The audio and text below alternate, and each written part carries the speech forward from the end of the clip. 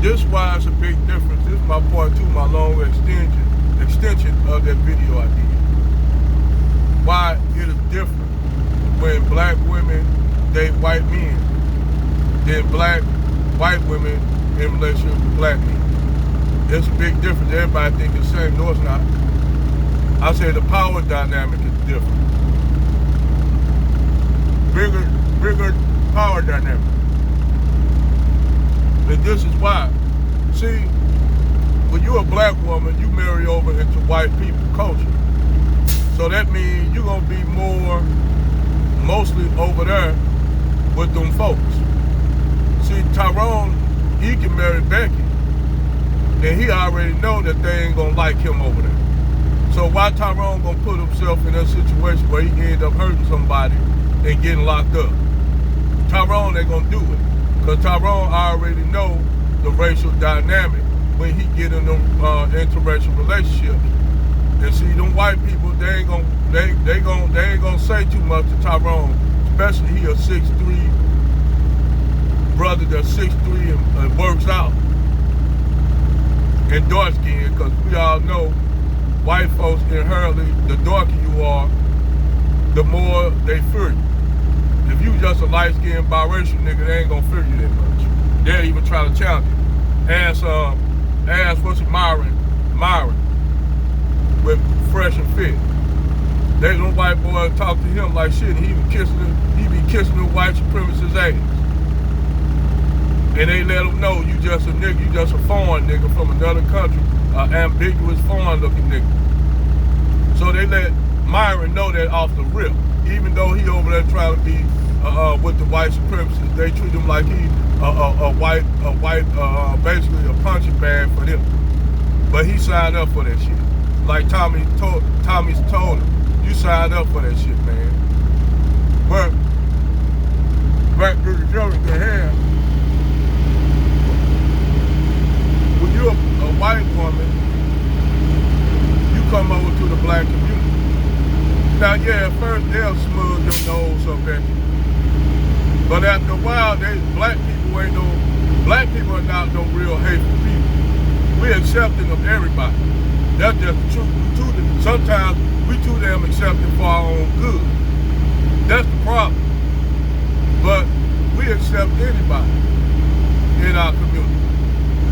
Because we are not no hateful ass people. We never been. That's why we was easy to conquer this shit, because of that. And white people take advantage of that shit. Like Christopher Columbus did the indigenous people, found out how free, heartful, loving they were, and being the white men that they were, they took advantage of it. That's just white men's nature.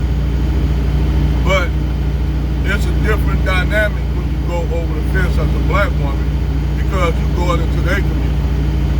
Prime example of that shit, that damn Christmas picture with Evelyn. Who you talking about, Evelyn? Eve. Eve went from being a goddamn pit bull in the dress from North Philly, and then you look at on this picture of this Thanksgiving dinner, well, Christmas dinner, she all the way at the corner of the table. She at the corner. This fucked me up. I don't know what this was, a skit. And she signed up for that shit.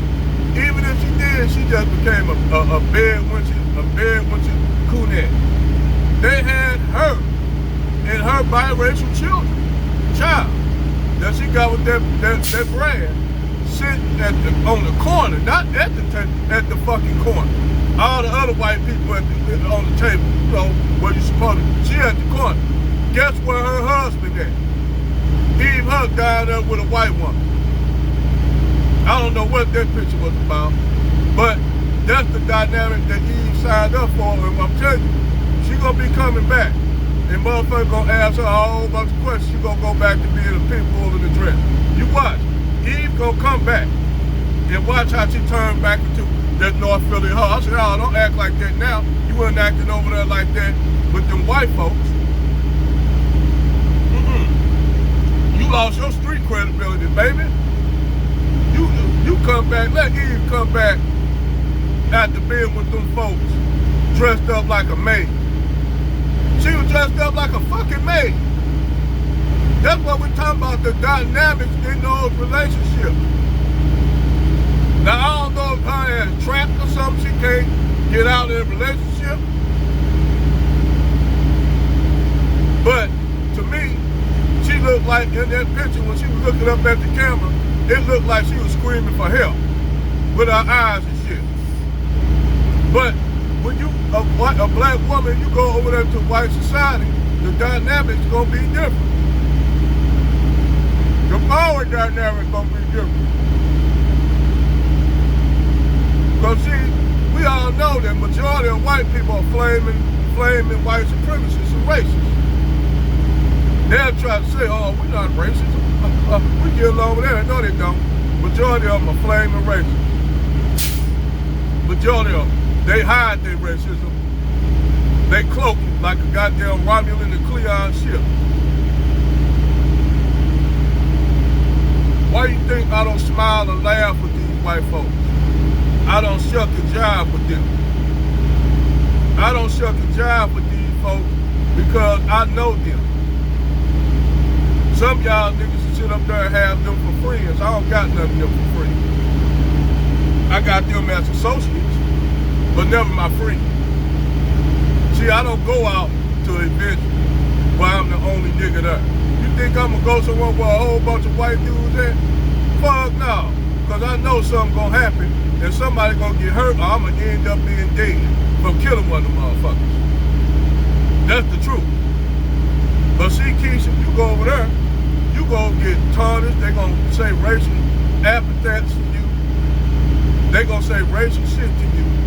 And you gonna deal with it. You gonna suffer in silence. You'll build a thick skin with Brad though being with him. You'll build a thick skin. And do all you can to be accepted. See what Tyrone do, he know he ain't gonna get no acceptance over there.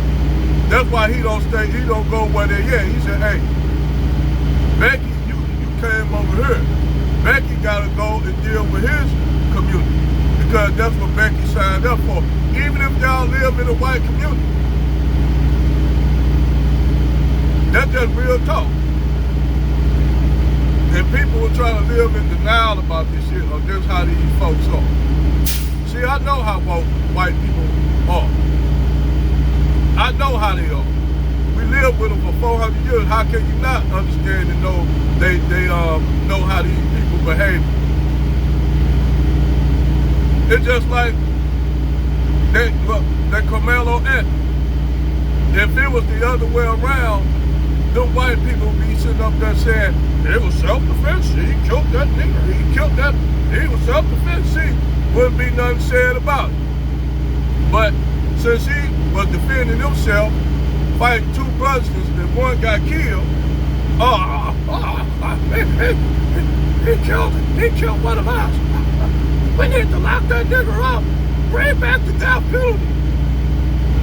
Because in their mind, the white supremacist mind, you don't supposed to defend yourself against one of them. You're supposed to be helpless.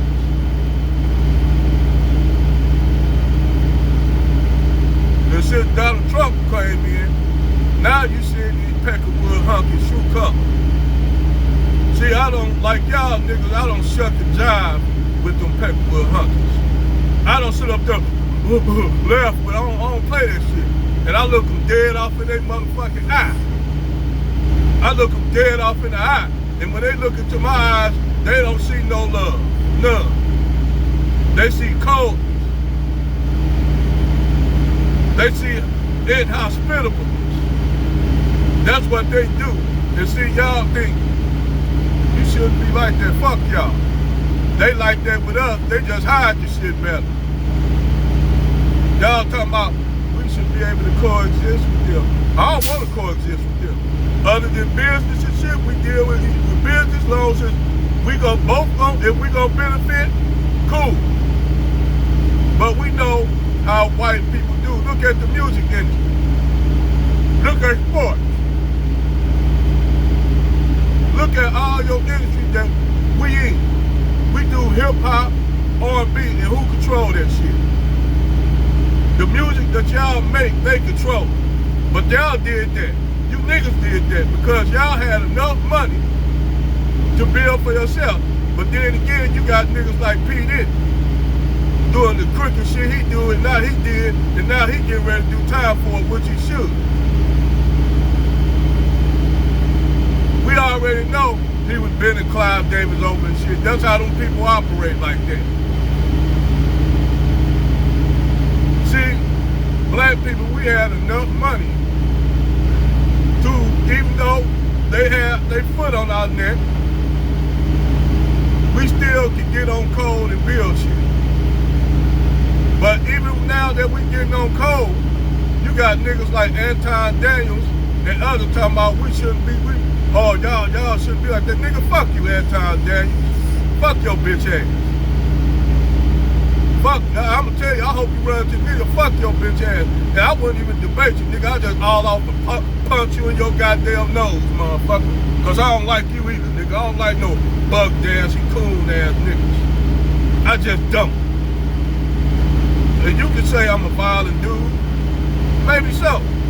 But see, sitting up there debating with coon ass niggas and racist white supremacists like Jared Taylor, Richard Spencer, Nick Fuentes, I couldn't do it because I ended up putting one of these big ass motherfucking cowboy boots, one of these motherfuckers right here.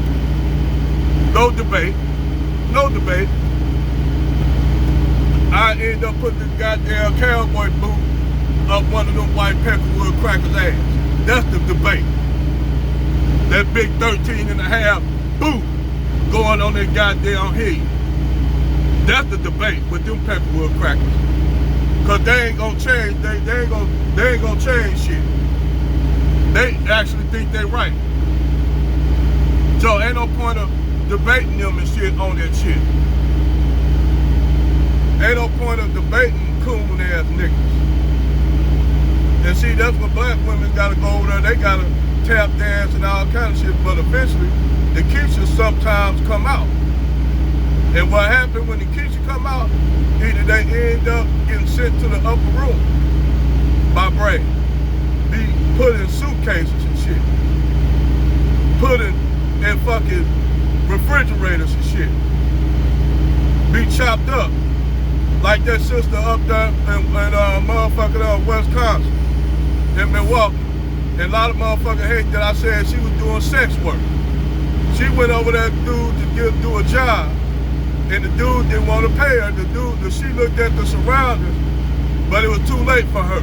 She was up there doing sex work. Motherfuckers got mad at me for saying she was doing sex work. Look at that damn dude she was with, the dude that killed her. Look at that dude. But I forgot, a lot of black chicks are dating him. So they be dating brands and shit that look like, they be dating white dudes that look like that. Anyway, like